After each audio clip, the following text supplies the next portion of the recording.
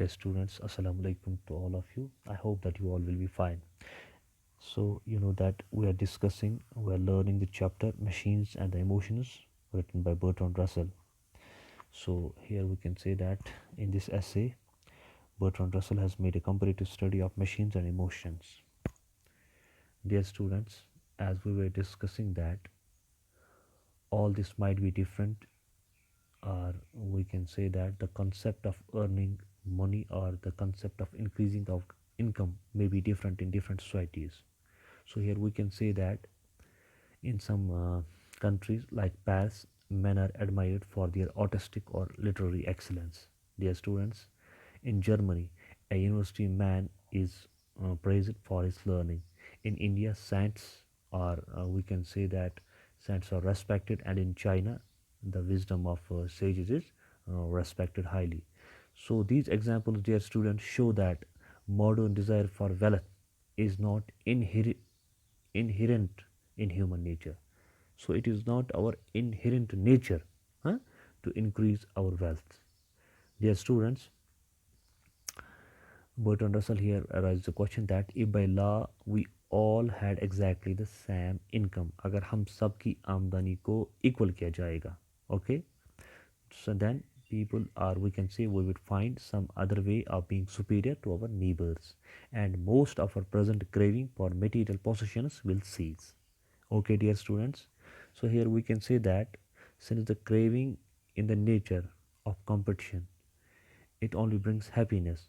When we outdistance our rival, to whom it brings correlative pain.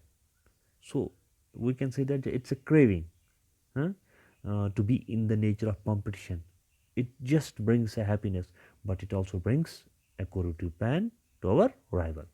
Dear students, there is of course some pleasure derived from the actual enjoyment of goods purchased, but is a very small part of what makes us desire wealth. So what makes us to increase our wealth? So we can here say that our Bertrand Russell has explained it that machines deprive us of two things. So machines deprive us of two things. So what are those two things, dear students? One is called spontaneity and another is called variety. You know that spontaneous, khud ba khud, variety, different things. Okay, here we can say that machines are regular, machines are regular, but human emotions are irregular. Dear students, the rebellion of our instincts against enslavement to machines has increased our impulse to violence and war as a release from monotony created by machines. Monotony here, dear students, means that when there is a lack of change that makes something boring.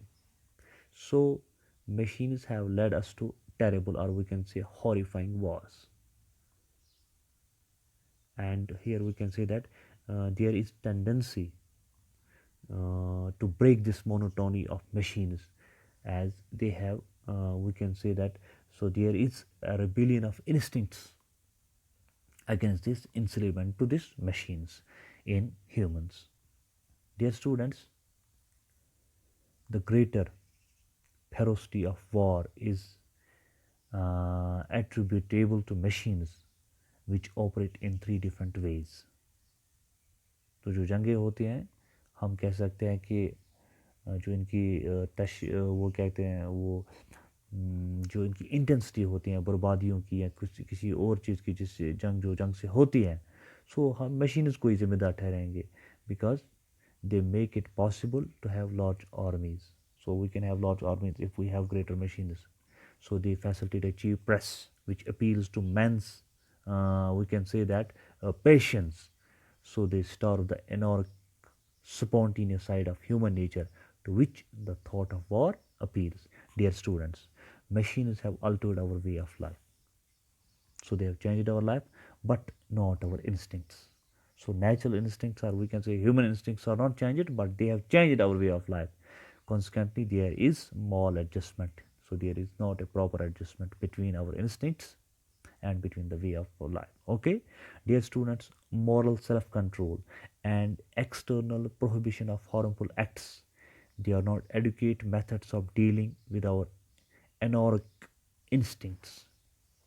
Okay, so here we can say that the only adequate method is to discover what the need of our instinctive nature are, or we can say that, and how then to search for the least harmful way of satisfying them. So, since spontaneity is what is most thwarted by machines, the only thing that can be provided is opportunity. The use made of opportunity must be left to the initiatives of the individual. So, here, dear students, we can sum up this that we must have a good understanding of human nature. Science has mastered the laws of physical world, but it has failed to understand human nature. It only understanding of human nature that will bring happiness into our lives. Okay, dear students, got it here?